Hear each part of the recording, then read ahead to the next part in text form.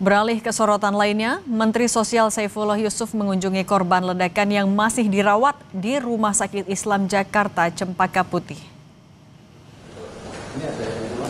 Kunjungan ini untuk memastikan penanganan dan kondisi terkini para korban ledakan saat sholat Jumat pekan lalu tertangani dengan baik. Saat berkunjung, Mensos sempat berbincang ringan dengan para korban mengenai apa yang terjadi Jumat siang saat ledakan terjadi.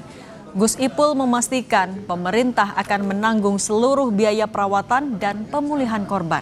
Maka posisinya duduk. Rumah Sakit Islam Cempaka Putih.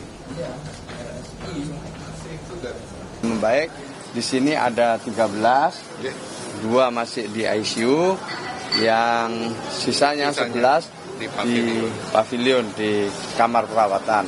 Insya Allah sore ini pun juga sudah ada yang bisa kembali. Ya memang masih ngobrol ringan-ringan saja, tapi mereka sudah menceritakan sedikit tentang posisinya di mana pada saat itu dan apa yang mereka lakukan setelah itu, ya yang ringan-ringan saja.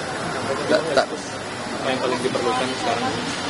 Ya tentu mereka masih trauma, tapi ya pelan-pelan nanti kita dampingi.